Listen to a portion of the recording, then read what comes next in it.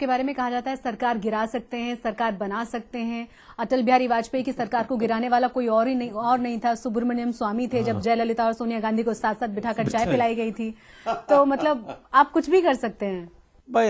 देखिए, उसमें भगवत गीता में कृष्ण भगवान अर्जुना को क्या कहते हैं कि कुछ करना है, और द्रोणा ने भी यही कहा था अर्जुना को, तो फिर आपका माइंड कॉन्सेंट्रेट करना चाहिए और कुछ नहीं होना चाहिए।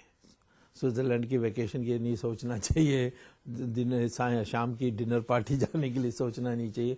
वो जब आपकी कॉन्सेंट्रेशन होती है, भगवान आपको रास्ता बताता है। तो भगवान ने रास्ता आपको बताया और आपने सरकार भी गिरा दी, और अब आप पीछे पड़े हुए हैं गांधी फैमिली के इसलिए क्योंकि आपको उन्होंने प्रधानमंत्री नहीं बनने दिया जो आप सपने देख रहे थे। बात तो ये तय हुआ था कि हम वैकल्पिक सरकार बनाएंगे जी। अब उस समय अखबारों में मेरा नाम चल रहा था, और सोनिया ने मुझे खुद कहा था कि मेरे पति आपको इतना मानते थे, तो कांग्रेस में हम सबसे ज्यादा आपको ही मानेंगे। अब मेरे उस समय ये चिंता नहीं थी, सरकार गिराने की आग्रह थी जयललिता की, लेकिन ये सोनिया गांधी ने हमें आश्वासन दिया था कि वैकल्पिक सरकार बनेगी, और इसने जाकर फिर राष्ट्रपति को कहा मैं अकेला बनाऊंगी, मेरे पास 272 हैं, उसके पास 200 भी नहीं थे, और 272 कहां से आ गया।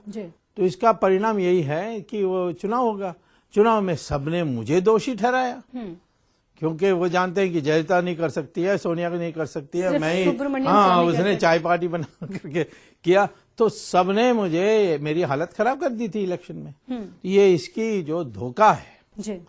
और वो धोखा मैंने पता किया बाद में, वो कुछ कोटरची पर समझौता कर ली थी उसने, और उसी ने धोखा दिया। उस धोखा में मुझे गुस्सा है। प्रधानमंत्री बनना तो प्रारब्ध है, जब मुझे बनना ही है तो मैं बन जाऊंगा, नहीं बनना है तो नहीं बनूंगा। और कुछ उसी तरह से नाराजगी कपिल सिब्बल भी जता रहे हैं, उधर चिदम्बरम भी बहुत नाराज हैं। हालांकि आपके बारे में खुलकर वो कुछ नहीं बोलते, लेकिन उनको भी लगता है कि पूरी तरह से बर्बाद करने में जुटे हुए हैं आप उनको। चिदम्बरम को तो जेल भेजूंगा मैं, इसमें कोई दो राय नहीं है।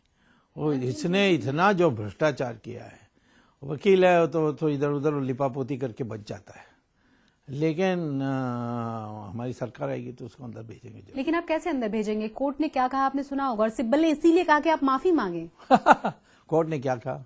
कोर्ट ने साफ शब्दों में कहा कि उन पर कोई आरोप नहीं है। नहीं। सिब्बल ने प्रेस कॉन्फ्रेंस करके बात, वो तो सिब्बल तो जो कहता है कि 0 लॉस हुआ 2G में, वो तो झूठ बोलने में माहिर है, उसका क्या वजन है। वो तो उसके तो कोई राजनीतिक कोई आधार तो नहीं है, वो तो आया है क्योंकि वो इसी तरीके के मस्का लगाना और दूसरा का प्रोपेगेंडा करना ये है। मैं ये कहता हूं कि चिदम्बरम के बारे राजा ने अकेला फैसला नहीं किया जी। ये चिदम्बरम के साथ मिलकर फैसला किया। वो फाइनेंस मिनिस्टर थे, टेलीकॉम मिनिस्टर थे, दोनों को अधिकृत किया था। प्रधानमंत्री ने कहा, ये भी कोर्ट में मान लिया। यानी पक्का है कि आप चिदम्बरम का पीछा नहीं छोड़ेंगे? मैं तो चिदम्बरम का पीछा नहीं छोड़ता हूं, क्योंकि मैं उसको जानता हूं। उसका चुनाव में क्या हुआ, वो तो फ्रॉड है, वो तो हार गया था। उसकी घोषणा भी होगी थी कि वो हार गया। फिर उन्होंने क्या कुकर्म करके उसने सर्टिफिकेट ली जीतने की, और वो तो बहुआयाम चोर है। आपकी लिस्ट में और कौन कौन है? इस हिट लिस्ट में किस किस के नाम और हैं जिन्हें आप पीछे भेजने की फिराक में है जेल के? मैं तो पहले किसी के पीछे नहीं पड़ता हूं जो मेरे पीछे नहीं पड़ते। तो मैं तो कभी जिसने मेरे पर पहले आक्रमण नहीं किया, मैं उसके पीछे कभी नहीं पड़ता हूं। तो चलिए, आप कांग्रेस के पीछे तो पड़े हुए हैं, और कहा यह जा रहा है कि राहुल गांधी अब कांग्रेस की नैया को पार लगा सकते हैं। इस पर मैं जवाब लूंगी आपसे, लेकिन एक छोटे से ब्रेक के बाद। अब बने रहे हमारे साथ। ब्रेक के बाद एक बार फिर से आप सभी का स्वागत है। सुब्रमण्यम स्वामी, लोगों के मन में एक और सवाल यह है कि आप राहुल गांधी को बुद्धू कहते हैं। राहुल गांधी के ही बेसिस पे अब कांग्रेस को लग रहा है कि नैया पार अगर कोई लगा सकता है तो वो सिर्फ राहुल गांधी हैं। अब इसको प्रधानमंत्री बनने की क्या जरूरत है? इसका कौन सा क्वालिफिकेशन है जिसके लिए उसको प्रधानमंत्री बनाना चाहिए? इसने कुछ का संघर्ष किया, नहीं किया। इसने कोई ज्ञान प्राप्त किया जो देश के लिए आवश्यक है, नहीं किया। ये कौन सी बात पर इसको प्रधानमंत्री बनाना चाहिए? सिर्फ पारिवारिक, ये तो हम नहीं मान सकते। गांधी फैमिली का, गांधी फैमिली तो क्या है, ये राजवंश ने हम तो समाप्त कर दिए। उनका इंदिरा गांधी ने उनका पर्स को भी समाप्त कर दी। तो मैं ये कहता हूं कि ये परिवारवाद देश के लिए बड़ा खतरनाक है। और जैसे जातिवाद है वैसे ये परिवारवाद भी है। लेकिन और कांग्रेस को ये तो नालायक है, इसको तो मैं उसके बारे और भी जानता हूँ। यदि वो मुझे उत्तेजित करेंगे तो मैं बोल दूंगा। आपने एक और चीज कही थी कि राहुल गांधी भी अपनी माताजी की तरह यानी सोनिया गांधी की तरह प्रधानमंत्री नहीं बन सकते। नहीं बन सकते, क्योंकि ये जब पैदा हुआ जी, माँ इटालियन सिटीजन थी, तो इटालियन लॉ है कि कहीं भी इटालियन इसकी बच्चा पैदा होए तो वो ऑटोमेटिकली पैदा होते ही इटालियन सिटीजन बन जाते हैं। तो मैंने तो पहले से ही राष्ट्रपति को लिखकर कह दिया कि ये अखबार में देख रहा हूँ कि ये दावेदार बन रहा है, परंतु ये बन नहीं सकता, इसके लिए आप अभी से पूछताछ कर लीजिए। ये तो बहुत बड़ी चिंता की बात हो जाएगी कांग्रेस के लिए, क्योंकि तमाम कांग्रेसी बड़े बड़े लीडर्स को आप देख रहे होंगे, सबके सब सिर्फ गुण गा रहे हैं राहुल गांधी के। हाँ, उनको कोई नरसिम्हा राव जैसे आदमी को ढूंढना चाहिए। आप तारीफ करते हैं मनमोहन सिंह की भी, जो देश के प्रधानमंत्री हैं, लेकिन बावजूद इसके कि वो प्रधानमंत्री हैं, उनके नाक के नीचे इतनी तरह के भ्रष्टाचार हो गए, सवाल उठना लाजमी है। जो भी निर्णय होती है, जैसे 2G स्पेक्ट्रम का, उन्होंने कहा था राजा को ये नीलाम करो, ये मत करो। फिर किसने राजा को बताया कि तुम चिंता मत करो इसके, मैं तुम्हारी रहनुमा हूं, ये किसने कहा? तो वो जो हिम्मत आई राजा को कि प्रधानमंत्री की बात को लिखित में, चिट्ठी में लिखी हुई बात को उपेक्षा करने का, उसको पकड़ना चाहिए पहले। मैं एक ही बात पर मनमोहन सिंह की तारीफ करता हूं कि उन्होंने राजीनामा नहीं दी, त्याग पत्र नहीं दी, क्योंकि देते तो ये बुद्धू बन जाता। तो बुद्धू को रोक कर अभी तक, तो चुनाव में हम देख लेंगे इसको। तो आप सिर्फ इसलिए उनकी प्रशंसा करते हैं कि अब राहुल गांधी को उन्होंने प्रधानमंत्री नहीं बनने दिया। एक और चीज है, आप तमाम भ्रष्टाचारी नेताओं की मैं एक और बात जोड़ूंगा। मैं बहुत 40 साल से उनको जानता हूँ। व्यक्तिगत बड़े ईमानदार हैं, पर व्यक्तिगत पर्याप्त नहीं है।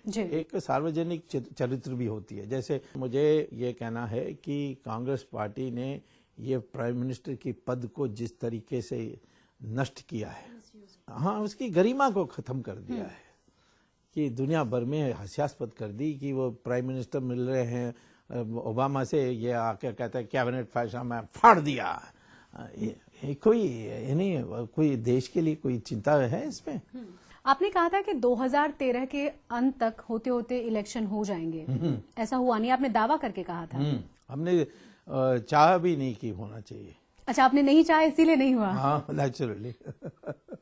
मैं आपको सच्ची बात बता रहा हूँ कि मौका आई थी नवंबर में नो कॉन्फिडेंस मोशन की, और सब लोगों ने बैठ के तय किया कि 2014 तक इसको खींचना चाहिए। लेकिन उसके पीछे क्या स्ट्रेटेजी थी? स्ट्रेटेजी है क्योंकि 2 बड़े और केसेस मेरे पड़े हुए हैं। एक ये नेशनल हेराल्ड का और दूसरा एयरसेल मैक्सिस का। ये दोनों में ये लोग बुरी तरह फंसेंगे। और जहां तक नेशनल हेराल्ड का केस है, उसमें तो सोनिया गांधी का दस्तखत भी है और राहुल गांधी का दस्तखत भी है। मतलब आप इन दोनों को भी बहुत बुरी तरह से फंसाने वाले हैं? बहुत जल्द इसमें वो तो फंसेंगे, मैं नहीं फंसाने वाला हूँ, उन्होंने खुद फंसाया गलत काम करके। 5,000 करोड़ रुपए की संपत्ति जो वास्तव में सरकार की संपत्ति है, उसको अपने कंपनी, एक नई कंपनी इन्होंने बनाई है यंग इंडियन, हड़प कर लिया। ये तो कैसे मान सकते हैं, वो भी अपने दस्तखत से। चलिए, आप इनके बारे में बात करते हैं, और ये बहुत जल्दी फंसेंगे, आप कह भी रहे हैं, और इस पर आप काम कर रहे हैं। तो इसीलिए मुझे वो मार्च में आएगी, इसीलिए मैंने सोचा जल्दी इलेक्शन के लिए हमारी दिलचस्पी हट गई। लेकिन रॉबर्ट वाड्रा, वो तो बिजनेसमैन है, वो तो किसी पॉलिटिकल पार्टी से कोई मतलब नहीं है। बेशक वो दामाद हैं इस गांधी फैमिली के, लेकिन उनका कोई मतलब नहीं है पॉलिटिक्स से। बावजूद इसके आप उन पर भी कटाक्ष करते हैं। नहीं, परंतु सार्वजनिक जो वस्तुएं हैं उसको हड़प कर रहे हैं ना। जमीन उसको क्यों दिया जा रहा है? उसका तो ट्रांसफर्ड पावर है। लेकिन ये तो साबित ही नहीं हो पाया कि जमीन उनको दिया जा रहा है। साबित मैंने नहीं किया। मैंने खुलासा किया, मैंने छोड़ दिया। क्यों छोड़ दिया? क्योंकि इसकी और प्रियंका की झगड़ा चल रही थी, तो मैं क्यों इसमें बीच में पड़ूं? और इसीलिए आपने इस मुद्दे को छोड़ दिया बीच में? मैंने अभी निलंबित किया है, छोड़ा नहीं है। लेकिन आप देख रहे हैं अशोक खेमका की कितनी मुश्किलें बढ़ गई हैं। वो तो अन्याय, पर तो उसका क्या 4 महीने उसको बर्दाश्त करना है, उसके बाद ठीक हो जाएगा। सारी चीजें ठीक हो जाएंगी क्योंकि सरकार आपकी बनेगी, ऐसा आपका बिल्कुल बनेगी, इसमें तो कोई दो राय नहीं है। सवाल है कि कितनी मेजॉरिटी होगी। चलिए, बहुत बहुत शुक्रिया हमारे साथ आने के लिए और उम्मीद करते हैं कि जनता तमाम चीजों को बहुत अच्छे से समझेगी और उसी को वोट देगी जो उनको आगे ले जा सके। बहुत बहुत शुक्रिया एक बार फिर से हमारे साथ जुड़ने के लिए। इसी के साथ आज की मुलाकात में बस इतना ही, लेकिन देश और दुनिया की तमाम खबरों के लिए आप देखते रहिए फॉर रियल न्यूज।